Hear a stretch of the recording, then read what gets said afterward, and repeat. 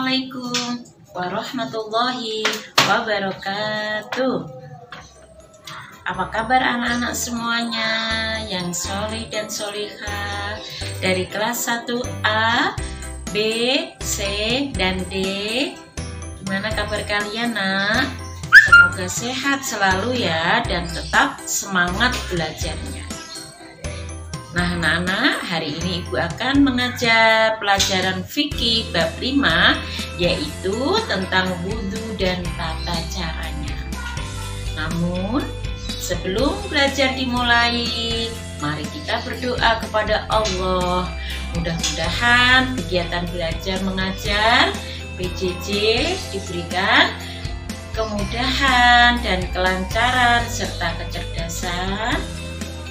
COVID-19 segera sirna, kalian bisa sekolah lagi seperti biasa. Amin ya rabbal alamin. Posisi doa. Bismillahirrahmanirrahim. Rabbi zidni ilma warzuqni fahma. Ya Allah, tambahilah ilmuku dan pertinggilah kecerdasanku. Amin. Amin, amin ya robbal alamin. Mudah-mudahan doa kita dikabulkan oleh Allah. Nah anak-anak, seperti yang sudah Ibu ada sampaikan, hari ini kalian akan belajar tentang wudhu dan tata caranya. Sebelum pelajaran dilanjutkan, ada loh lagunya, lagu wudhu ya. Anak-anak pasti sudah bisa ya. Baca bismillah sambil cuci tangan, umur basuh hidung, basuh muka, tangan sampai ke siku, kepala dan telinga, terakhir cuci kaki, lalu doa. Itu lagunya. Itu adalah lagu wudhu dan urutannya. Nah, wudhu itu apa sih, Bu? Wudhu itu adalah bersuci dengan menggunakan air yang dilaksanakan sebelum melaksanakan sholat dan membaca Al-Quran. Orang yang tidak wudhu terlebih dahulu terus sholat, maka sholatnya tidak sah ya. Sama orang yang akan membaca Al-Quran tapi tidak wudhu, maka Allah tidak akan menerima bacaan Al-Quran tersebut. Jadinya harus wudhu terlebih dahulu, karena wudhu itu untuk menghilangkan hadas kecil. Ya nak ya. Nah di sini akan dibahas tentang apa, yaitu tentang lafal niat wudhu. Ya, sebelum wudhu maka kalian harus menghafalkan niatnya dulu. Seperti apa lafal niat wudhu? Yaitu Bismillahirrahmanirrahim. Nawaitul wudu'a liraf'il hadasil asghari fardhul lillahi ta'ala. Artinya, saya niat wudhu untuk menghilangkan hadas kecil, fardu karena Allah Ta'ala. Itu arti niat wudhu. Nah sekarang yang kedua kita bahas, yaitu tentang rukun wudhu. Rukun wudhu ada berapa? Rukun wudhu ada 6 ya. Apa saja ya? Yang pertama yaitu membaca niat. Niatnya yang tadi sudah Bu Guru sebutkan, sudah Bu Guru bacakan ya. Niat wudhu kalian sudah hafal ya, karena sudah sering kali Bu Guru live teaching serta Zoom anak-anak menghafalkan niat wudhu. Dan alhamdulillah semuanya sudah hafal dari kelas 1A, 1B, 1C, dan 1D sudah hafal niat wudhu. Yang kedua yaitu membasuh muka. Nah, rukun wudhu yang kedua yaitu membasuh muka. Yang ketiga, membasuh kedua tangan sampai siku. Jadinya pada saat wudhu yang pakai lengan panjang harus diangkat ke atas seperti ini sampai ke siku supaya air wudhu nanti merata sampai ke siku. Yang keempat yaitu membasuh atau mengusap kepala. Ya, membasuh atau mengusap kepala. Yang berjilbab boleh dibuka sedikit supaya kepalanya sini bisa untuk dibasuh. Yang kelima apa? Yang kelima yaitu membasuh kaki sampai mata kaki. Ya, sampai mata kaki harus dibasuh semua supaya kakinya bersih. Kita kan akan sholat, jadinya badan kita bersih, pakaian bersih, dan kita sudah melaksanakan rukun wudhu. Terakhir yaitu tertib atau berurutan. Nih, jadi wudhunya tidak boleh acak-acakan. Ya, misalnya yang pertama, baru kita niat wudhu, baca niat, kemudian membasuh kedua tangan sampai siku. Padahal belum membasuh muka, maka wudhunya batal. Jadinya rukun wudhu yang terakhir tertib atau berurutan. Nah, tadi Bu Fuada menyebutkan rukun wudhu. Rukun wudhu itu apa sih? Rukun wudhu adalah perbuatan yang tidak boleh ditinggalkan pada saat mengerjakan wudhu. Yang ada 6 tadi. Niat, membasuh muka, membasuh kedua tangan sampai siku, mengusap atau membasuh sebagian kepala, membasuh kedua kaki sampai mata kaki. Yang keenam, tertib atau berurutan. Itu adalah rukun wudhu yang tidak boleh ditinggalkan. Ya, Nak ya, pinter ya sayang. Nah, sekarang Ibu lanjutkan setelah rukun wudhu, yaitu sunnah wudhu. Agar wudhunya lebih sempurna juga menambah pahala, kerjakanlah sunnah wudhu. Sunnah wudhu yaitu diantaranya membaca lafal Bismillahirrahmanirrahim. Sebelum melafalkan niat, kita membaca Bismillahirrahmanirrahim. Yang kedua, mencuci kedua telapak tangan. Ya, mencuci kedua telapak tangan, dibersihkan.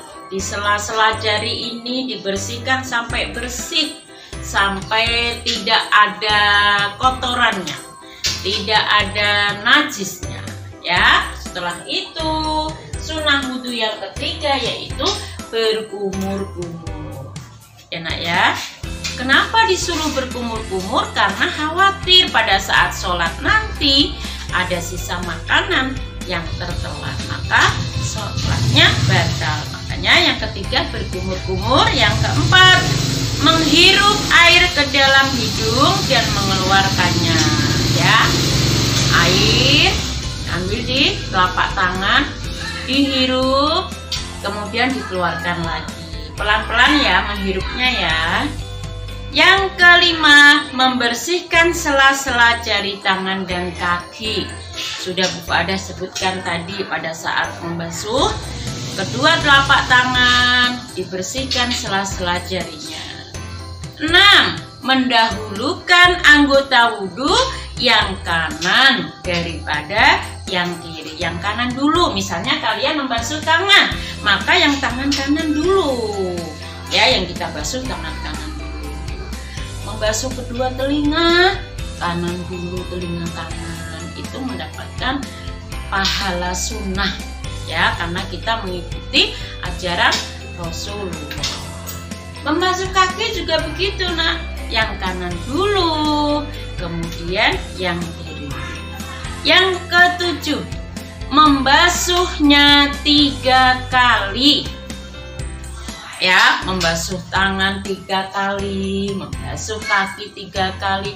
Semuanya anggota wudhu yang harus dibasuhnya 3 kali. Itu termasuk sunnah wudhu.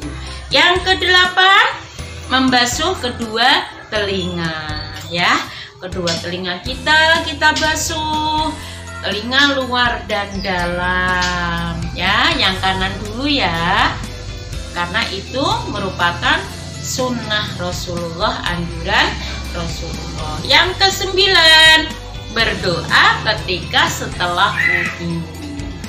Nah, doanya juga anak-anak sudah bisa, anak hebat, anak soleh juga bisa ya. Doa setelah wudhu sudah diajarkan Bu Guru. Bu Guru ingatkan kembali ya, supaya kalian masih ingat. Bismillahirrahmanirrahim. Asyhadu an la ilaha illallah wahdahu la syarikalah wa asyhadu anna Muhammadan abduhu wa rasuluh. Allahumma ja'alni minat tawwabina waj'alni minal mutatahhirin. Sudah hafal kan? Anak-anak ganteng, anak cantik, sudah hafal ya? Bu ada ulangi lagi, tangannya amin. Yuk bareng Bu Guru ya. Bismillahirrahmanirrahim. Asyhadu an la ilaha illallah wahdahu la syarikalah wa asyhadu anna Muhammadan abduhu wa rasuluh. Allahumma ja'alni minat tawwabina waj'alni minal mutatahhirin. Amin. Nah, seperti itu berdoa setelah wudhu. Sudah tahu rukun wudhu, sudah tahu anak-anak sudah paham tentang sunnah-sunnah wudhu. Sekarang hal-hal yang membatalkan wudhu. Apa semua sih? Yaitu ada 6 hal-hal yang membatalkan wudhu. Ada 6. 1.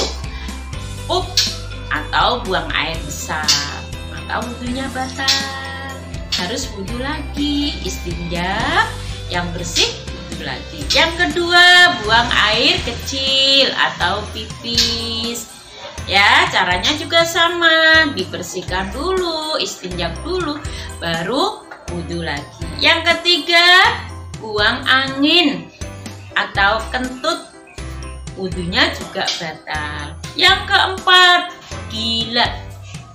Ya, setelah wudhu tiba-tiba gila, maka wudhunya batal. Yang kelima, pingsan.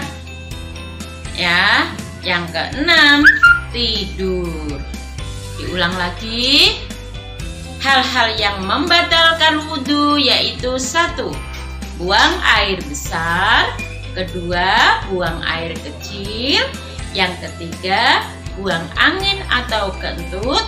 Yang keempat, gila. Yang kelima, pingsan. Yang kelima, tidur.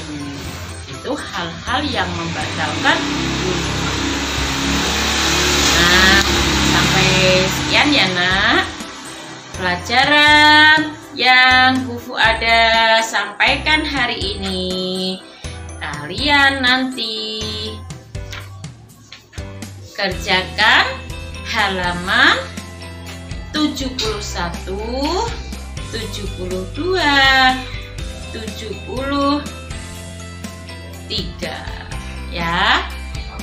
Ada tugas ya nak, halaman 71, 72, 73. Sebelum berakhir, Bu Fuada akan menjelaskan tentang hikmah wudhu. Wudhu merupakan bagian dari bersuci. Sholatnya tidak sah apabila tidak wudhu terlebih dahulu. Manfaat dan hikmah wudhu diantaranya 1. Membiasakan hidup bersih dan suci. Kenapa? Karena kebersihan pangkal kesehatan. Ya. An-nadhafatu minal iman. Kebersihan itu sebagian dari iman. 2. Menghilangkan kotoran yang menyebabkan penyakit. Kalau badannya sehat, bersih, insya Allah tidak akan ada kotoran yang menempel dari tubuh kita. Ya. 3. Meneladani sifat Allah yang maha suci. Ya, Allah itu senang dengan orang yang menjaga kebersihan dan kesucian. Yang keempat, meredam emosi ketika marah. Jadi, ketika marah, kita dianjurkan untuk wudhu. Insya Allah, kita sadar, tidak marah lagi, emosinya bisa turun. Ya, nak ya. Pinter sudah belajar hikmah wudhu. Tugasnya halaman 71 sampai 73. Diceritakan. Demikian ya. Assalamualaikum warahmatullahi wabarakatuh.